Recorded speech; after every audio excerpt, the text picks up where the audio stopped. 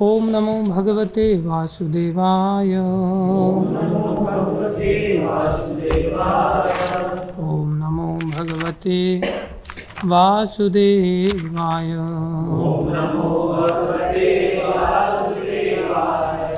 ओम नमो भगवते वासुदेवाय।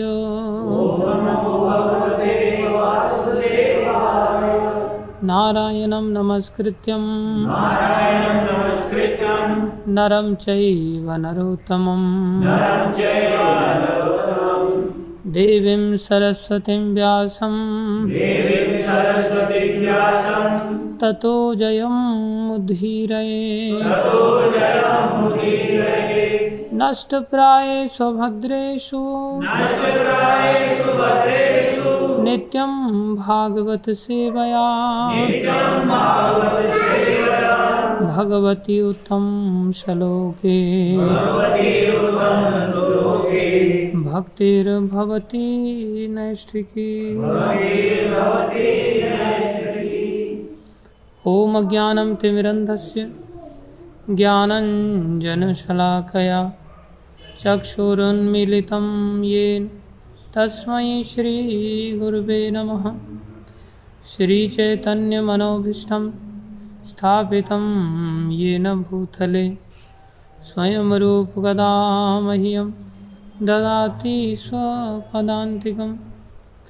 वन्देऽहं श्रीगुरुं श्रीयुतापदकमलं श्रीगुरुन् वैष्णवांश्च श्रीरूपं साग्रजातं सहगना रघुनाथान्वितं तं सजीवं साद्वैतं सावधूतं परिजनसहितं कृष्णचैतन्यदेवं श्रीराधाकृष्णपदान् सहगण ललिता श्रीविशाखान्वितांश्च। हे कृष्ण करुणा सिंधु दीनबंधु जगतपते गोपेश गोपीकांत श्री राधा कांत नमस्तुते।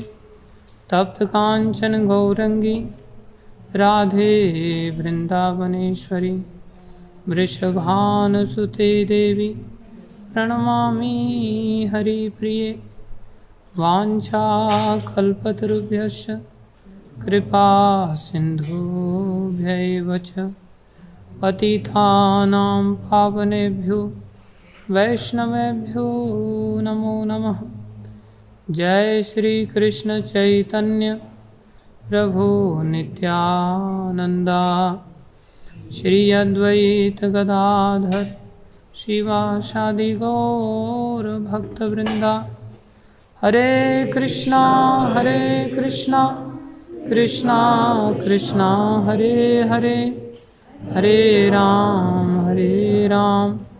राम राम हरे हरे। हरे कृष्णा कृष्णा कृष्णा हरे हरे हरे राम राम राम हरे हरे।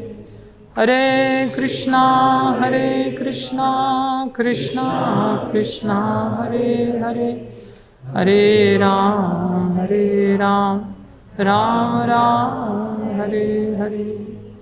गुरुवे गौरचंद्राय राधिकाय तदालये कृष्णाय कृष्ण भक्ताय तद्भक्ताय नमो नमः।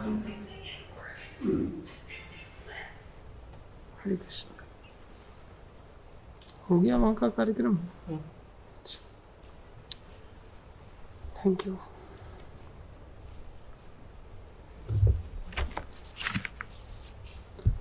सभी भक्तों का हार्दिक अभिनंदन है, स्वागत है।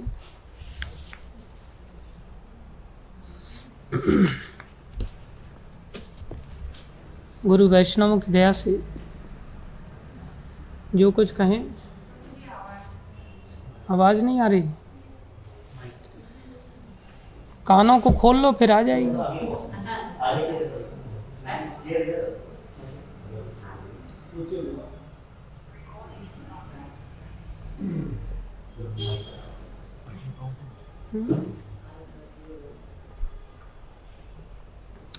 इको ना हो तो लगा के देख लो।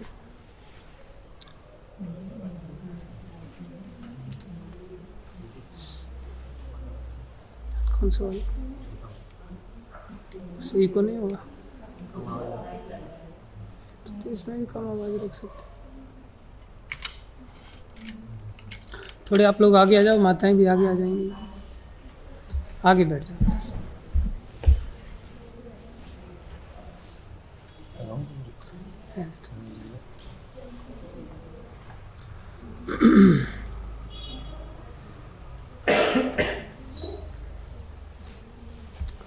हरे कृष्णा। सभी का हार्दिक अभिनंदन है, स्वागत है। गुरु वैष्णवों की दया से हम लोग रामायण के अंतर्गत प्रवेश करने जा रहे हैं। कल हमने कुछ रामायण शब्द पर व्याख्या की थी।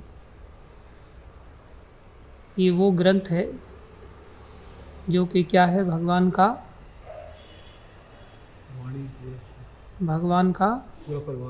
पूरा परिवार है, भगवान का मकान है, ये भगवान का घर है जिसमें भगवान स्वयं वास करते हैं।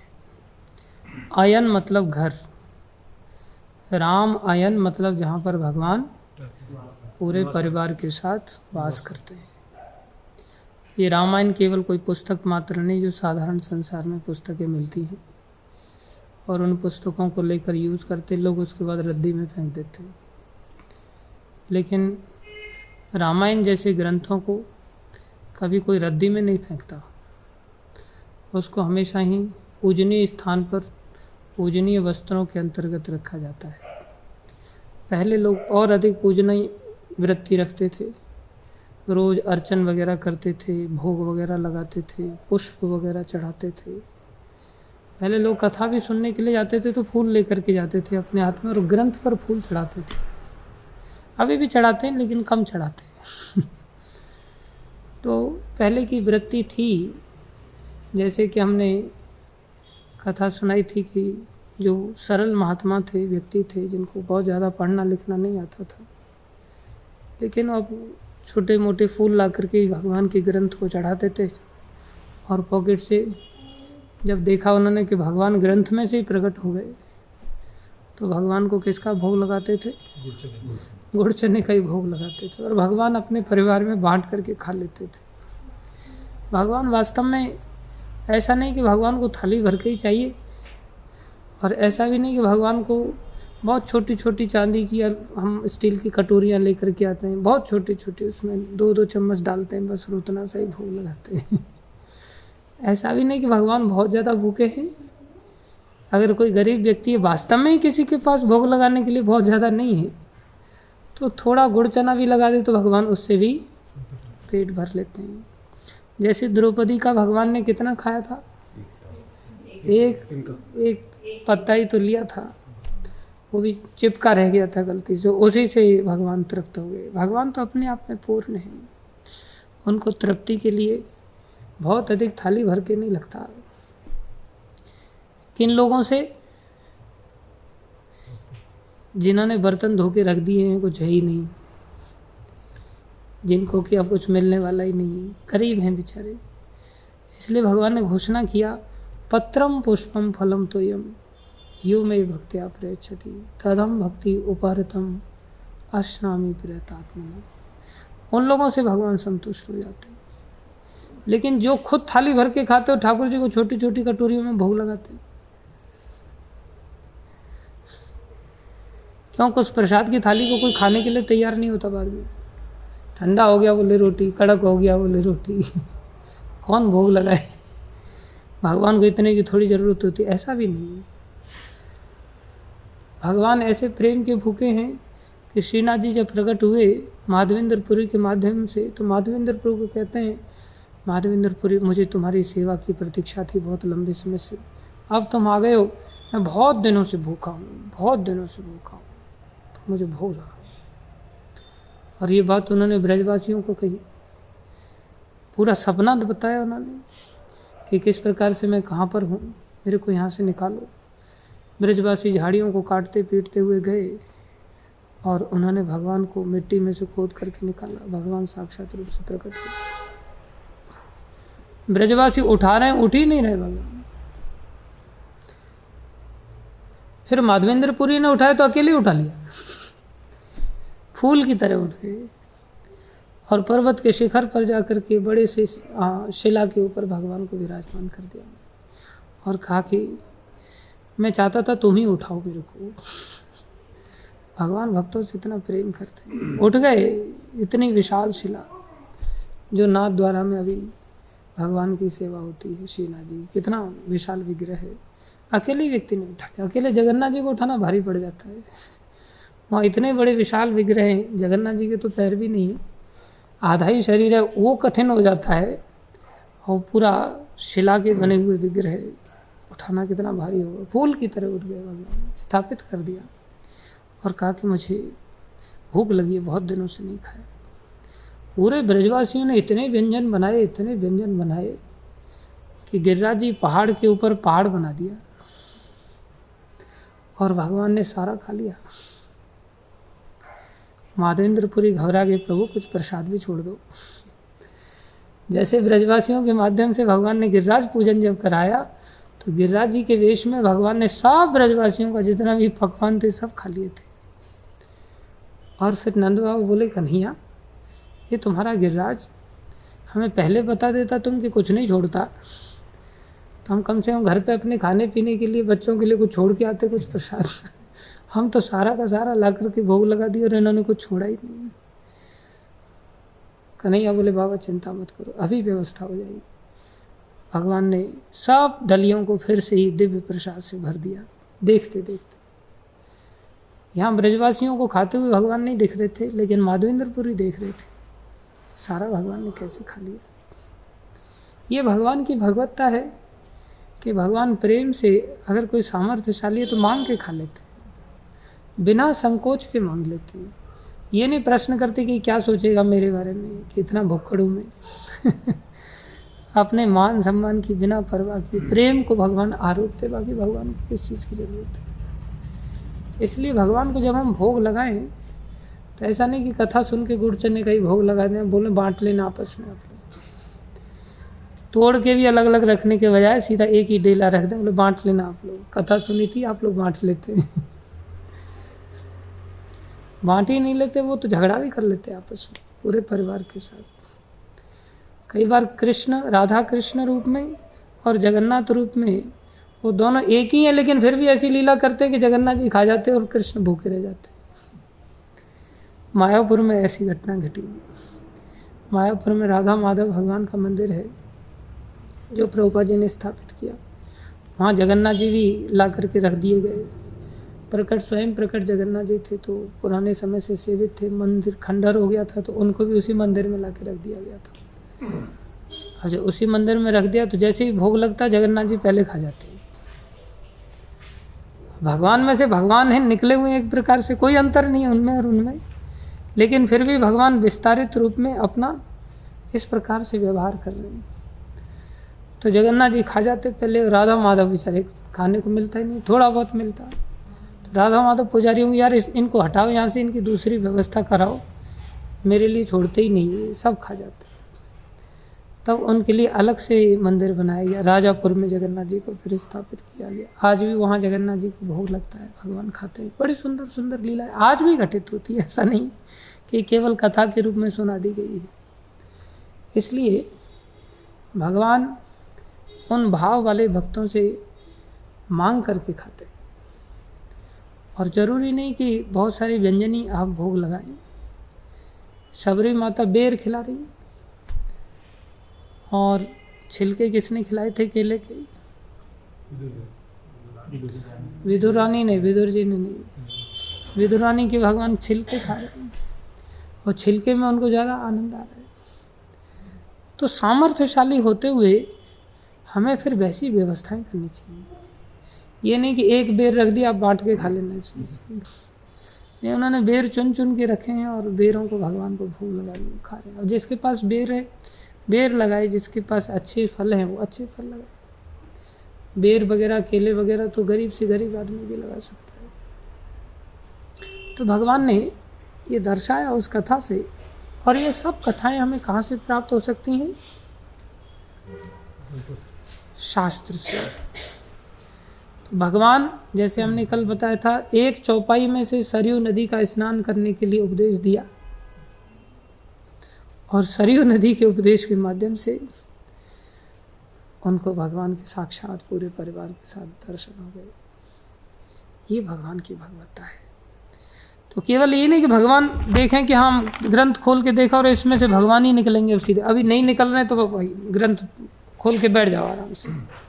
नहीं, इनके एक एक इंस्ट्रक्शन हमें भगवान से मिलाने का रास्ते पर ले जाने वाला है। अगर हम वास्तव में ही इतने अबोध हैं, इतने सरल हैं और निरंतर भगवान नाम का ही आश्रय ले रहे हैं, तो नाम का आश्रय लेने मात्र से खाली, जैसे दक्षिण ब्राह्मण को जब महाप्रभु ने देखा तो बोले तुम ही वास्तव में गीता को पढ़ने वाले हो। उनको गीता पढ़ते नहीं आ रही, लेकिन उस गीता के भाव को ही देख करके, स्मरण करके भगवान का आंखों से अश्रुपात हो रहा है। नयनम गलदश्रुधारया वदनम गदगद हृदया। लेकिन जिनको थोड़ा बहुत अगर भगवान ने क्षमता दी है, सरलता उतनी नहीं दी है, तो उनको सरलता के मार्ग पर ले जाना पड़ेगा ना। मार्ग पर ले जाने के लिए उनकी गंदगी साफ करनी पड़ेगी, तो सरयू आदि का स्नान का उपदेश देना पड़ेगा। तो उपदेश भी दिए गए। ये उपदेश भगवान से मिलाने के रास्ते पर ही ले जाते हैं और कहीं अन्यत्र नहीं ले जाते। तो इस ग्रंथ को खोल करके हमें बड़े सम्मान के साथ आश्रय लेना चाहिए। और बहुत सारे लोग कथाएं ऑर्गेनाइज करते हैं, कथाएं ऑर्गेनाइज करने के साथ साथ ग्रंथ का सम्मान करते हैं, लेकिन सर पे रख कर के जाते हैं धूप से बचाने के लिए अपने आप को। धूप से बचाने के भाव को लेकर के नहीं, ग्रंथ को लेकर के चलना चाहिए। ग्रंथ को सारे नगर में एक सुंदर विमान में आरूढ़ करके लेकर के जाने की चेष्टा करना चाहिए, सुंदर पालकी बनाना चाहिए। केवल एक ही व्यक्ति क्यों लेकर के चले? लोग चमर तो लेकर के चलते हैं हिलाते हिलाते, लेकिन ऊपर छत्र भी होना चाहिए। छत्र वाला छत्र अपने ऊपर लगा करके चल पड़ता है कई बार, उसको सेंस ही नहीं कि ग्रंथ के ऊपर छत्र लेकर के चलना है। ये ग्रंथ साक्षात भगवान का आश्रय है, साक्षात भगवान का मकान है। तो लोगों को जानकारी नहीं होती। वास्तव में तो छत्र क्या सुंदर विमान बढ़िया पुष्पों का बना करके झलमल झलमल करता हुआ 3-4 लोग पालकी में लेकर के जाएं, झंकार करते हुए कीर्तन करके लेकर के जाएं। उसके बाद जब उस ग्रंथ की इस प्रकार से भाव के साथ आराधना हो तो भगवान क्यों नहीं प्रकट होंगे? भगवान तो भावग्राही जनार्दन है, भाव से ही प्रकट होते हैं। तो हमें इन ग्रंथों को जो कि हमारे आचार्यों ने दिए हैं, इन ग्रंथों को बहुत समर्पित भाव से बुद्धि का निवेश करके आश्रय करना चाहिए। ये ग्रंथ मनुष्य जीवन के लिए वरदान है, मनुष्य जीवन के लिए टॉर्च लाइट है, जो हमें दूर तक का दिखाते हैं।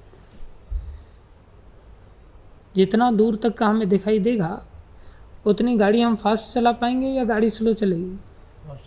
फास्ट चल पाएगी। और टॉर्च जल रही लेकिन सामने नहीं दिख रहा है बस, तो हम गाड़ी फास्ट चला पाएंगे क्या? नहीं। ये वो टॉर्च हैं जो दूर तक दिखाते हैं, कई जन्मों तक का दिखा देते हैं।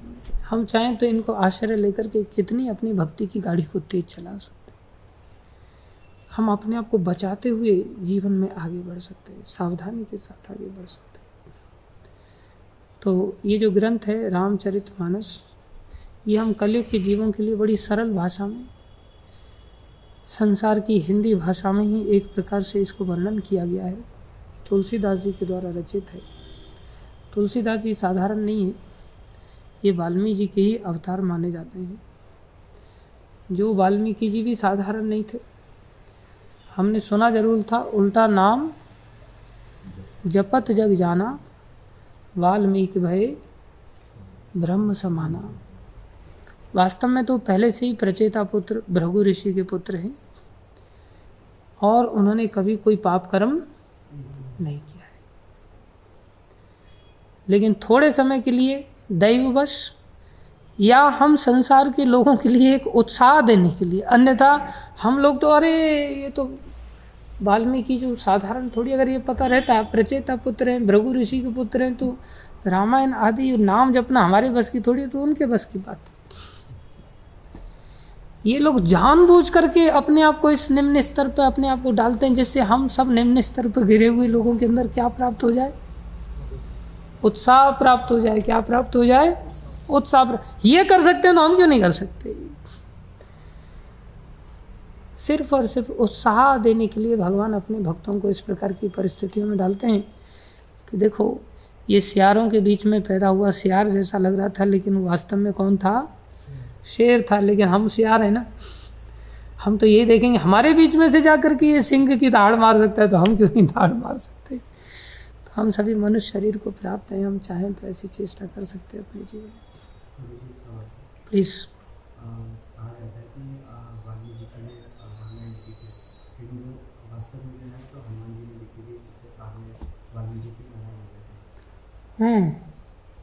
उनकी नाराजगी को दूर करने में भविष्य में संसार जो है आपको बुलाया नहीं, तो इसलिए मैंने अपनी भावनाएं की वो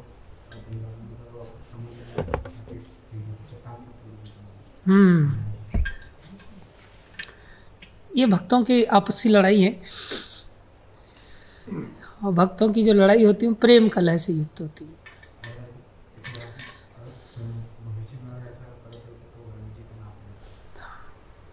विशेष रूप से हमें इसमें भक्तों का भगवान कितना मान बढ़ाते हैं, या एक भक्त दूसरे भक्त का कितना सम्मान करता है, ये सिखाया जाता है। ये भक्तों की प्रीति कला होती है। महाप्रभु ने भी एक ग्रंथ लिखा था, लेकिन अपने एक भक्त के परिकर एक मित्र थे जो साथ में यमुना जी में यमुना में गंगा जी में जा रहे थे गुरु जी के पास, तो उन्होंने उस दिखाया महाप्रभु का, तो रोने लग गए। बोले आपका इतना अद्भुत है तो मेरा ग्रंथ तो कोई हाथ ही नहीं लगाएगा। महाप्रभु ने अपना वो ग्रंथ गंगा जी में फेंक दिया। तो ये भक्ति के अंतर्गत बड़ी अंतरंग लीलाएं भी होती हैं। इसी का एक रस है, इसी का एक आनंद है, भक्त कितना छोटा बन जाता है। तो हमें इन ग्रंथों को शुरुआत से लेकर के, ऐसा नहीं कि जहाँ हमारी रुचि है केवल वहीं घुस जाएं, इन सब सिद्धांतों को हमें समझ करके चेष्टा करनी चाहिए।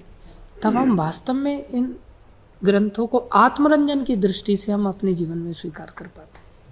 अन्यथा हम अपने जीवन में मात्र कहानी की तरह मनोरंजन के रूप में ही स्वीकार कर पाते हैं, उसमें से हम शिक्षाएं ग्रहण नहीं कर पाते। तो ये ग्रंथ काफ़ी छोटा भी नहीं है, ये भी काफ़ी बड़ा है, लेकिन फिर भी इस ग्रंथ में भी हम कुछ एक सेक्शंस को थोड़ा गहराई से पढ़ने का प्रयास करेंगे, कुछ एक सेक्शन को शॉर्ट में पढ़ने का प्रयास करेंगे। जितना आप लोगों की सामर्थ्य है उसको ध्यान में रखते हुए, जिस बिंदु पर बल देना है उस पर बल देते हुए हम आगे बढ़ने की चेष्टा करेंगे।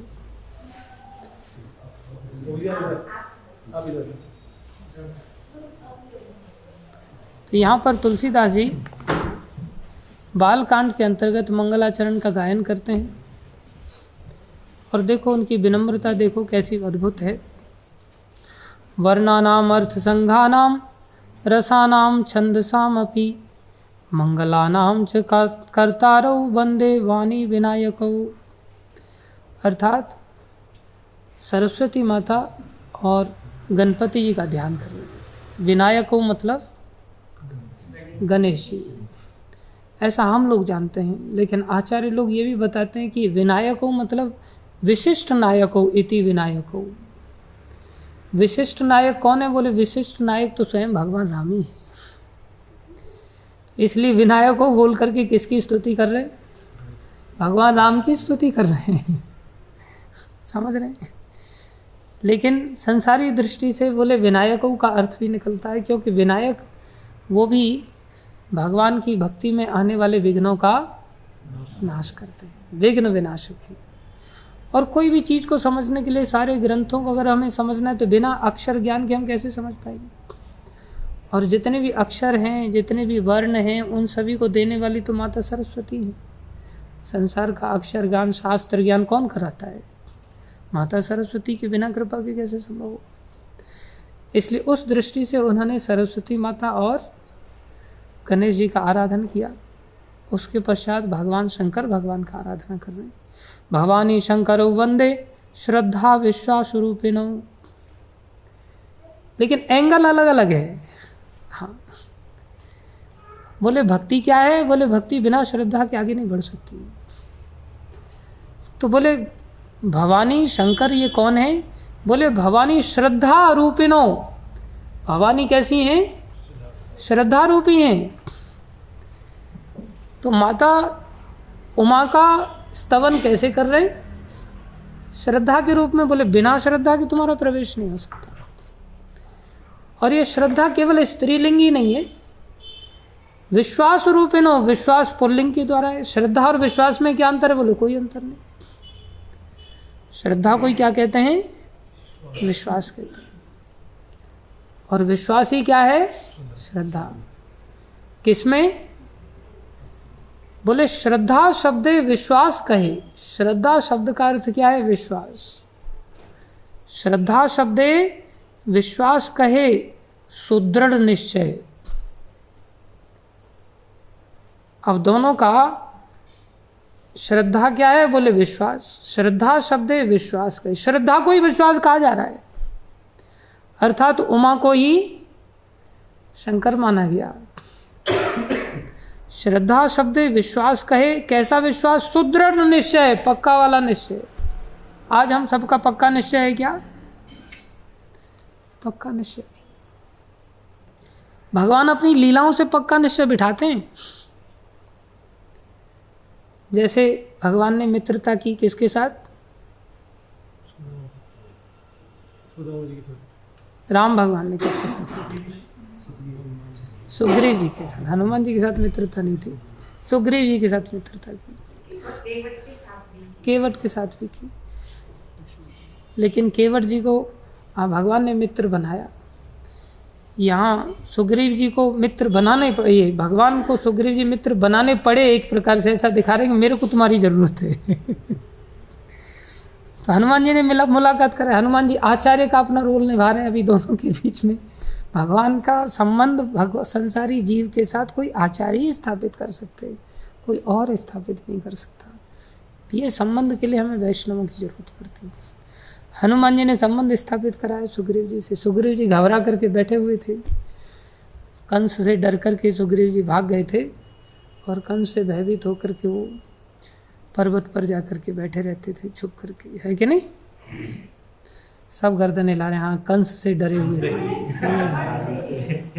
रावण से डरे हुए थे सुग्रीव जी, बाली से डरे हुए थे। हे भगवान,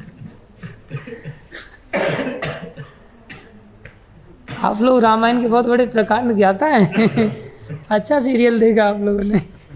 कंस से नहीं, रावण से डरे हुए थे। अच्छा, रावण से डरे थे सुग्रीव जी। सुग्रीव जी को डर नहीं लगता था रावण से। सुग्रीव जी अपने भाई बाली से डरे हुए थे। डर के कारण ऋष्यमुख पर्वत पर विराजमान होकर के छुप करके रहते थे, क्योंकि वहाँ पर शाप लगा हुआ था कि यहाँ पर बाली नहीं आ सकता था। तो वहाँ पर जब मित्रता कराई तो भगवान राम को उन्होंने देखा कि हैं तो धनुर्धारी, लेकिन बड़े सुकोमल शरीर हैं इनके, बहुत छोटी सी आयु है। और इनके साथ मित्रता आदमी थोड़ा बराबर वालों के साथ करने की चेष्टा करता है। बोले मित्रता तो हो जाएगी, फायदा क्या मिलेगा? ये मेरी क्या रक्षा करेंगे? बाली से रक्षा, जिसके सामने आते ही व्यक्ति का बल आधा हो जाता है, आधा खींच लेता है वो। और इनके अंदर तो वैसे ही बलहीन दिखाई देते हैं, बल ही नहीं लगता। ये सुकोमल शरीर है इनका, तो उनको विश्वास ही नहीं हो रहा। हम सबको विश्वास होता है क्या? ये काठ के, खाली लकड़ी के बने हुए हैं, ये जगन्नाथ कैसे हो सकते हैं? ये जगत के नाथ कैसे हो सकते हैं? संभव नहीं। ये करेंगे क्या? अंग्रेज लोग इस बात को लेकर के आश्चर्यचकित हो जाते थे। ये जगन्नाथपुरी में 3 ये काठ के लकड़ी के बने हुए ब्लॉक्स हैं, इनकी सत्ता क्या है कि बिना होर्डिंग्स वगैरह के अचानक से करोड़ों लोग आ जाते हैं इनके लिए? अन्यथा एक आदमी के लिए भी बुलाने के लिए कितना एडवर्टाइजमेंट करना पड़ेगा। अंग्रेज लोग हैरान थे कि इतने लोग इकट्ठे कैसे हो जाते हैं। अगर इन लोगों ने विद्रोह कर दिया तो हमारी सरकार जा सकती है, क्योंकि वो लोग धारा 144 लगे रहना देखना चाहते थे हर समय, इतने लोग एक साथ इकट्ठे ना हो जाएंगे। लेकिन जगन्नाथ जी का आकर्षण ऐसा कि बिना किसी एडवर्टाइजमेंट के, बिना किसी होर्डिंग्स के लोग करोड़ों की तादाद में पहुंच जाते हो। ये भगवत्ता है। लेकिन विश्वास होता भी, विश्वास होता नहीं, देखा देखी हम कर लेते हैं। तो सुग्रीव जी के अंदर भी कोई ऐसा विश्वास नहीं था। तो सुग्रीव जी बोले कि ठीक है, आपको पता है बाली की ताकत कितनी ज़्यादा है। वो जब बाण चलाता है ना तो आदमी तो क्या वृक्ष का भेदन कर देता है। किसका भेदन? वृक्ष का भेदन। अब एक कुल्हाड़ी लेकर के आदमी की गर्दन काटी जाए तो एक बार में काटी जा सकती है कि नहीं? क्या एक बार में वृक्ष को तो काटा जा सकता है? कितना सख्त होता है। उसमें से बाण को छेद करके निकाल देना। बोले कुछ दिखाओ तब विश्वास हो। तो वहाँ 7 ताल के वृक्ष थे। भगवान राम ने बाण लिया और 7 ताल के वृक्षों को एक ही बाण से 7 को भेद दिया। एक ही बाण से 7 को भेद दिया और 7 को भेद दिया। भेद करके वो बाण निकल के फिर से तरकस में भी आ गया। तब थोड़ा सा मानना पड़ेगा, ताकत तो है। फिर भी बाली से मुकाबला है आखिरकार। आदमी ऐसे ही सोचता है ना, हाँ भगवान ने मेरे साथ ये वाला चमत्कार तो कर दिया, मानना पड़ेगा। कोई कोई घटना हमारे साथ भी ऐसी हो जाती है कि जो इच्छा करते पूरी हो जाती है। हो जाती है कि नहीं? और कई बार असंभव इच्छाएं पूरी हो जाती है। हम लोग हॉस्टल में थे और इंग्लैंड इंडिया का मैच चल रहा था और लंदन में मैच चल रहा था। इंग्लैंड में ही था, लॉर्ड्स के मैदान पर चल रहा था और मोहम्मद कैफ और कौन खेल रहा था, कोई एक और खिलाड़ी था, वो खेल रहा था। 4-5 आउट हो गए थे। 325 का कुछ टारगेट दिया गया था। हाँ, जहीर खान खेल रहा था, पता नहीं मेरे को। तो हम लोग मैच देख रहे थे तो एक हमारे प्रभु जी थे, शांति प्रिय प्रभु, तो वो भी खड़े थे। तो वो भगवान नरसिंह से प्रार्थना कर रहे हैं, हे प्रभु आज का मैच जीत गया तो मैं मानूंगा आपको। आज मैच जिता के दिखा दीजिए आप। और कोई संभावना नहीं थी। देखो मांगने के लिए वक्त लोग कई बार क्या क्या मांग लेते हैं। आज का मैच जिता दो नरसिंह। छोटे बच्चे हैं तो छोटी सोच होगी ना, उतना सही मांगेंगे। और जो संसार में जी रहे हैं जैसा उसके अनुसार ही व्यवहार करेंगे ना। तो हमारा इन्वॉल्वमेंट उन्हीं संसार की छोटी छोटी चीज़ों में है। तो मैच जिता दिया। वो मैच जिता दिया तो बड़ा विश्वास बढ़ जाता है ना व्यक्ति का संसारी दृष्टि से। भगवान को ऐसी छोटी छोटी कार्य भी करने पड़ते हैं कई बार, लेकिन फिर भी एक ही चीज़ से विश्वास नहीं हो पाता, फिर विश्वास थोड़ा सा डगमगाने लगता है। कितने सारे ऐसे भक्तों के साथ जो हम सोचते हैं कई बार वो बिल्कुल असंभव होने वाला कार्य भी घटित हो जाता है कि नहीं? और शुरुआत में भक्ति मार्ग में आते हैं तो सबसे पहले नरसिंह आरती या जल्दी याद होती है। कुछ आरती याद हो या ना हो, ये भगवान की पता नहीं कैसी विचित्र लीला है। संस्कृत में आरती है फिर भी सबसे पहले वही आरती याद होती है।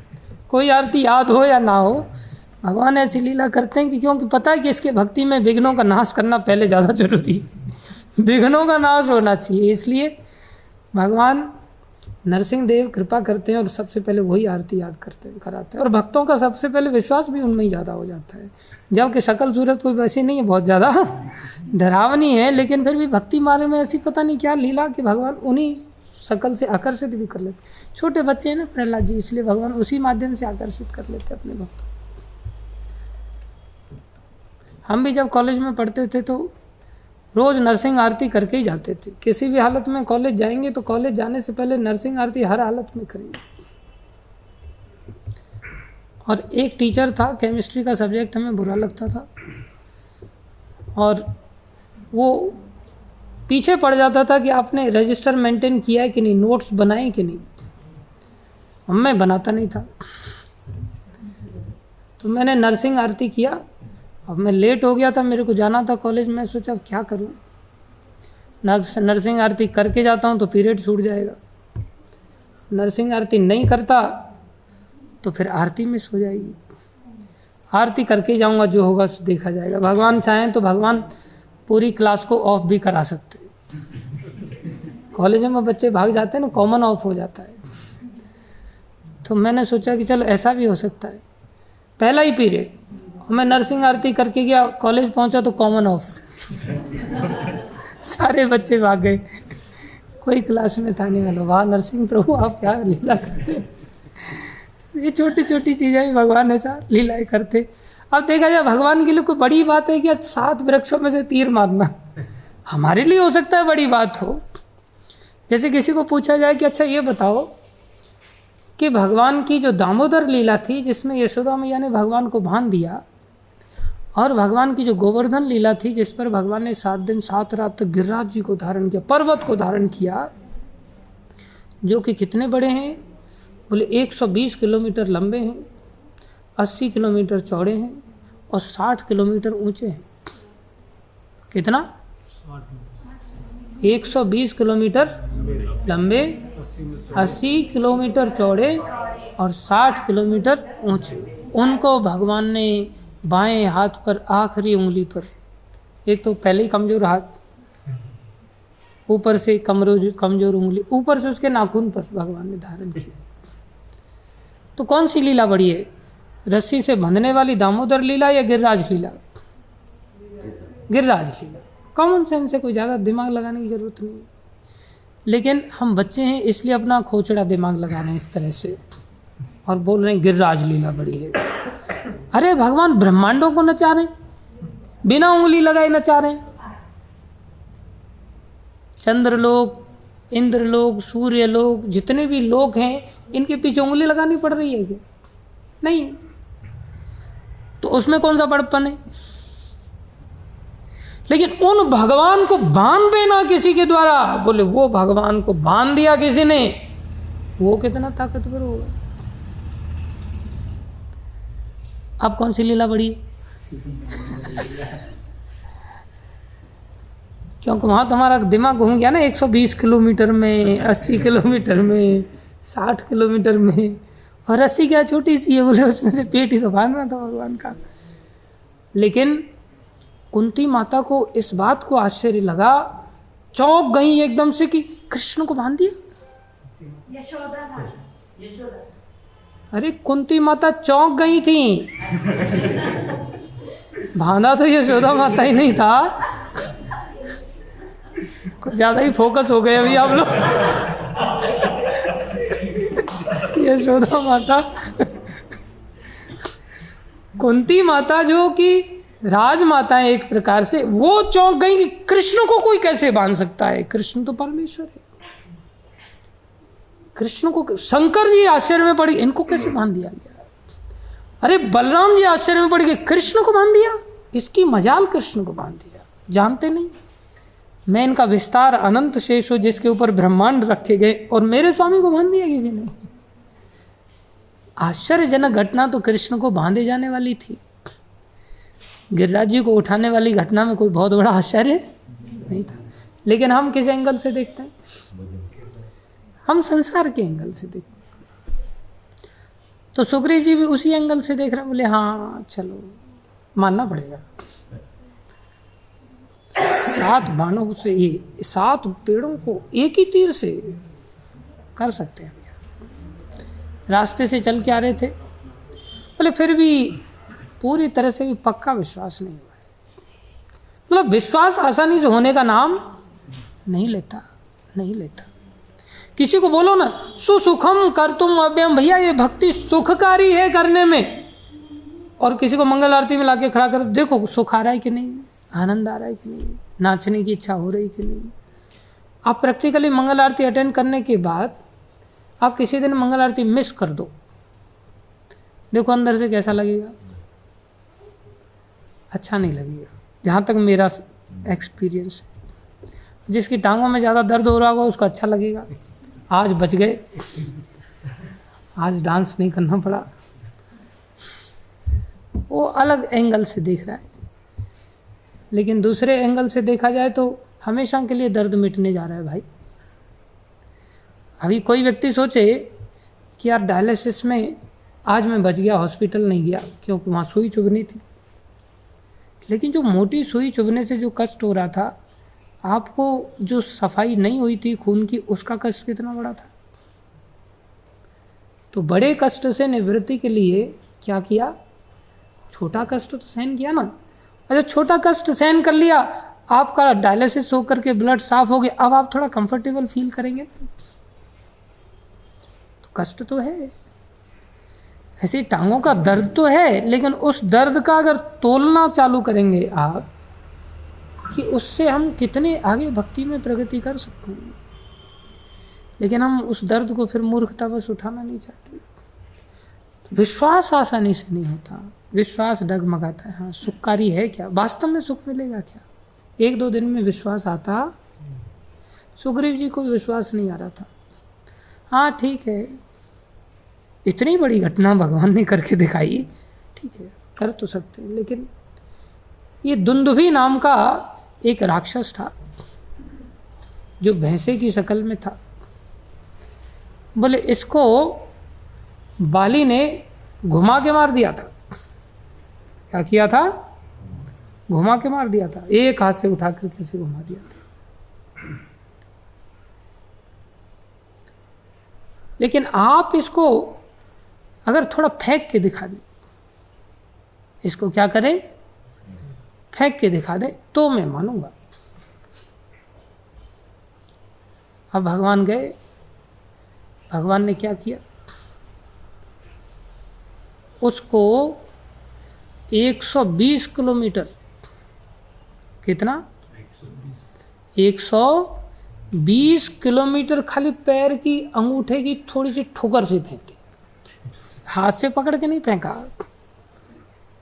पैर की ठोकर से ही कितना किलोमीटर फेंक दिया? 120। अब थोड़ा सा हाँ, अब लग रहा है कि आप मार सकते हैं, लेकिन फिर भी बालिश को ललकारने नहीं जा रहा आसानी से। भगवान कहते तुम जाओ तो सही, मैं हूं ना, क्यों टेंशन ले रहे हो? बोले पता नहीं आप मार पाएंगे कि नहीं मार पाएंगे। विश्वास नहीं हो रहा है। अरे तुमने देखा नहीं मैंने 7 पेड़ों को भेदन किया? हाँ देखा तो था, फिर से लीला याद करानी पड़ रही है। और बोले तुमने देखा नहीं? बोले देखा, दुंदुभी को फेंक दिया था।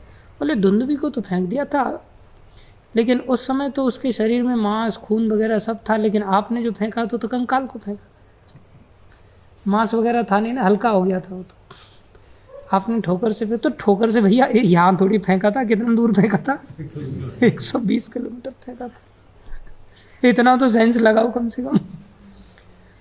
तो भगवान को कहना पड़ा, बार बार कहना पड़ा, तब जाकर के गया ये।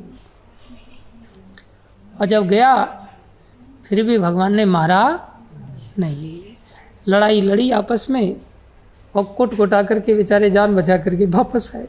देखा, मैं पहले ही कह रहा था। हमारे साथ भी ऐसा होता है कि नहीं? कई बार विश्वास होता है, बड़ी मुश्किल से विश्वास होता है, और गुरुजनों के, साधुजनों के शास्त्र के कहने पर, गुरु साधु शास्त्र के कहने पर चल भी पड़ते हैं भक्ति मार्ग में, मंदिर में फुल टाइम हो जाते हैं।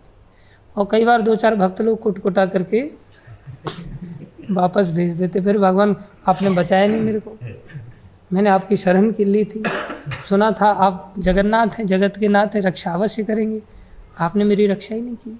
मैं वहाँ बीमार हो गया, मैं तड़फता रहा, वहाँ देखता रहा आपकी ओर, कुछ आप चमत्कार करेंगे, मेरी बीमारी ठीक नहीं की।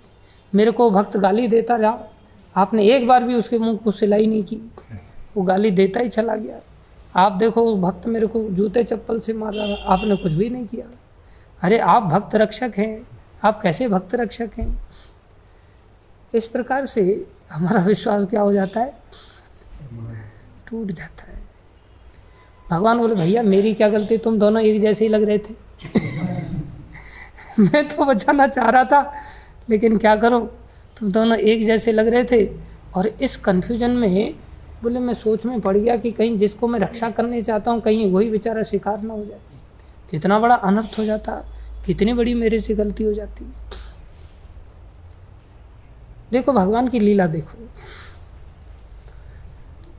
ये भगवान थोड़ा सा झूठ बोले यहाँ। अब भगवान एक नर लीला ऐसी कर रहे हैं क्योंकि ब्रह्मा जी को वरदान दिया भगवान ने। क्योंकि ब्रह्मा जी जब भगवान प्रकट होने जा रहे थे तो भगवान सामने हाथ जोड़ करके ब्रह्मा जी खड़े हुए भगवान के, बोले प्रभु मैंने रावण को वरदान दिया, उसने कठोर तपस्या की थी, मैंने वरदान दिया है तुम्हें मारेंगे तो मनुष्य, तुम्हें कोई मार सकता है तो कौन मार सकता है? उसने कहा मनुष्य तो कुछ भी नहीं। वो सोचता था मनुष्य तो मेरा भोजन है, सुबह सुबह का ब्रेकफास्ट है, पकौड़े हैं। तो बोले मनुष्य को छोड़ करके मैं बाकी किसी से न मरूं, इस प्रकार से उसने वरदान लिया था। तो प्रभु देखो आपको अगर मारना है तो आपको मनुष्य का पूरा पूरा रोल निभाना पड़ेगा। तो भगवान यहाँ नर लीला कर रहे हैं तो लीला के अनुसार ही होगी ना, मनुष्य के जैसा रोल ही भगवान अब एग्जैक्टली निभा रहे हैं। तो मनुष्य को तो यहाँ ऐसा दिखाई देगा ना कि भाई ये भी एक जैसा लग रहा है, ये भी। वैसे अंदर से तो प्रभु है ना, अंदर से तो गीता में भगवान ने कहा है हो सकता है व्यक्ति अपने बारे में जानकारी रखे, दूसरे के बारे में उसको जानकारी नहीं हो सकती है, क्योंकि अपना क्षेत्रज्ञ है, अपने शरीर का क्षेत्रज्ञ है वो, लेकिन सब शरीरों का क्षेत्रज्ञ नहीं है। लेकिन भगवान कैसे हैं? सबके क्षेत्रज्ञ हैं। किसके मन में क्या चल रहा है, कौन यहाँ क्या क्या सोच रहा है, सबके बारे में भगवान को आंख बंद करके ध्यान लगाने की जरूरत नहीं है। मेरा ध्यान भटक रहा है, पहले इसके बारे में सोच लेता, अभी बताता हूँ। जैसे लोग जाते हैं ना कई बार साधुओं के पास, हाँ सब हमारी अंगूठी चोरी हो गई, फिर वो आंख बंद करके देखता, हाँ अंगूठी कहाँ चोरी हुई है, कहाँ गई है, कौन लेके गया है, कहाँ उत्तर दिशा में गई है। और उत्तर दिशा छोटी मोटी थोड़ी है वो आदमी अपने घर के कोने में ढूंढता है, उत्तर दिशा वाले में मिलती है नहीं, वो दक्षिणा लेकर के चंपत हो जाता है दूसरे दिन।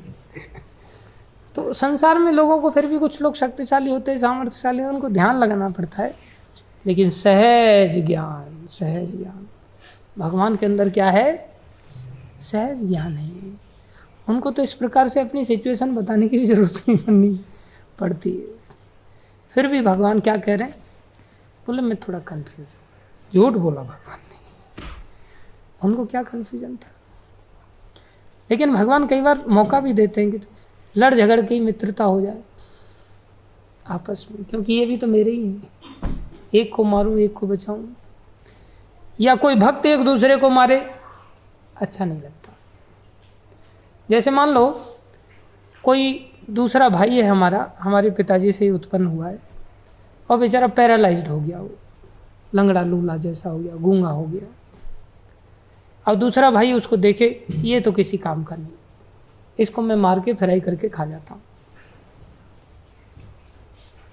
ऐसा दूसरा भाई सोचे तो पिताजी को कैसा लगेगा? पिताजी क्या कहेंगे? तू खिला रहा है इसको? पिताजी क्या कहेंगे?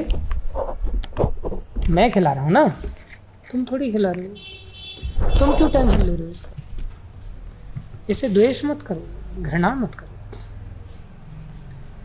तो जितने भी जीव हैं, सबके सब जीव किसके हैं? भगवान के ही हैं।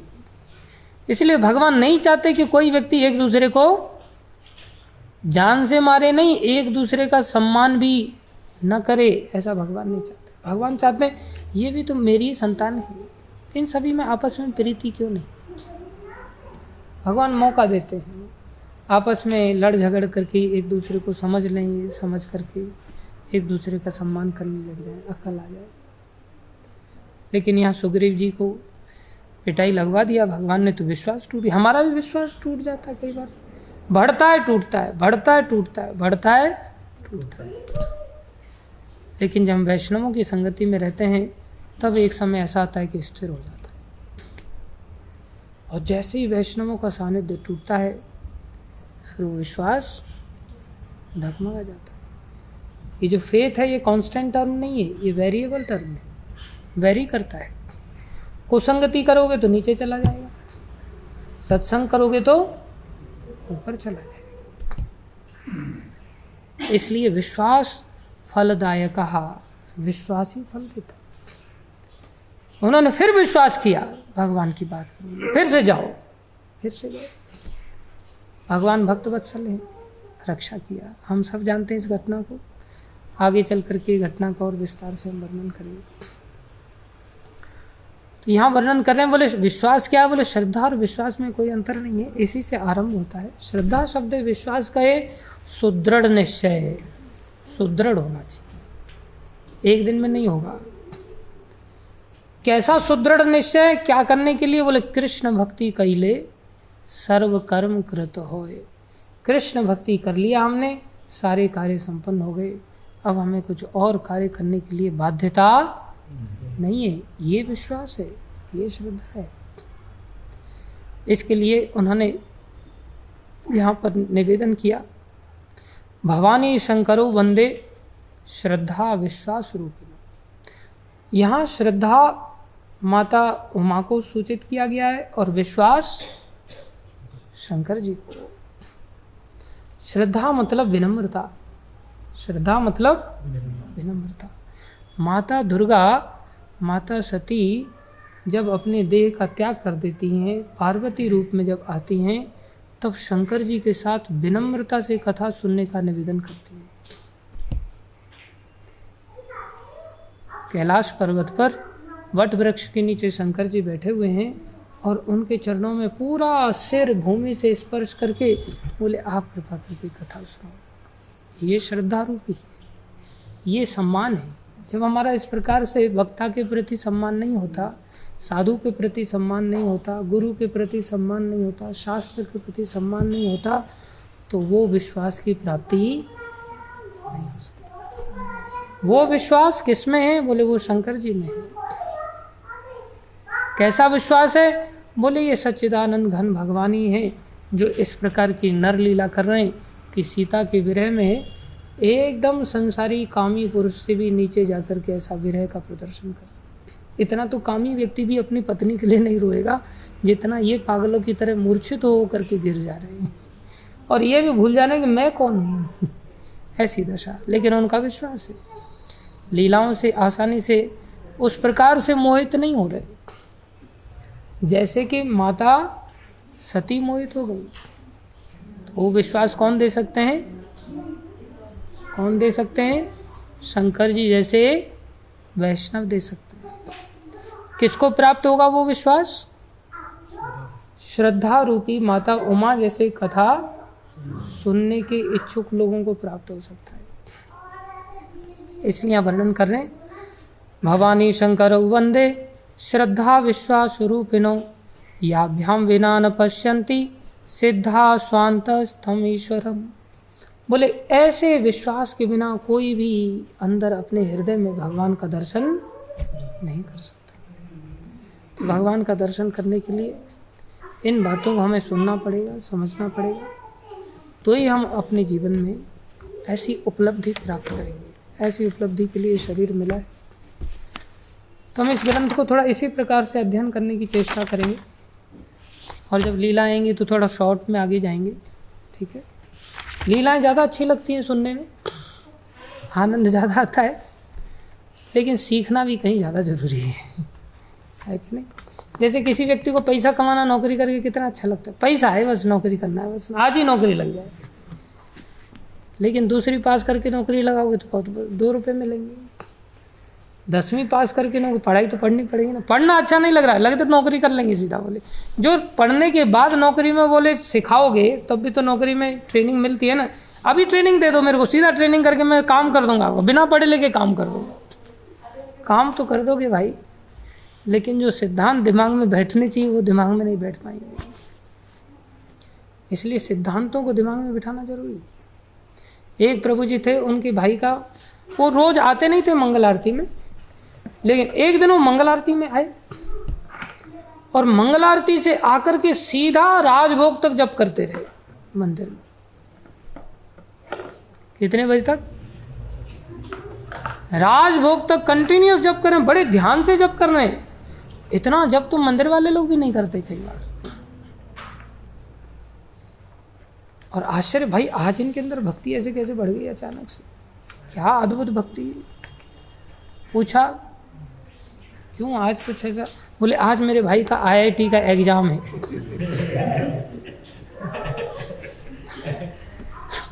आज IIT क्रैक करने का एग्जाम है, इसलिए जप कर रहा हूँ, कंटिन्यूस जप कर रहा हूँ। बाद में IIT क्रैक किया उसके भाई ने, जप का प्रभाव फलदायक हुआ उसके लिए। लेकिन क्या वो जप के लिए कृष्ण दर्शन करना था या कृष्ण नाम जप करना चाहिए था? क्या जप इसलिए करना चाहिए था क्या? ये दर्शाता कि उन्होंने पढ़ा नहीं था, लीला तो सुन ली थी कि भगवान कैसे सामर्थ्यशाली हैं, क्या क्या नहीं कर सकते, सब कुछ दिला सकते, लेकिन पहले पढ़ना थोड़ा ज़्यादा जरूरी होता है। उससे हम छोटे फल में नहीं फंसेंगे, हम बड़े फल में जाएंगे, श्रेष्ठ फल का हम प्राप्ति करेंगे। धन्यवाद आप सभी भक्तों का धैर्यपूर्वक श्रवण करने के लिए। आज के लिए इतना ही। समय बहुत जल्दी हो जाता है, क्या करेंगे। और देखो इतना मोटा ग्रंथ है, ऐसा लग रहा है कि ये लगता है कि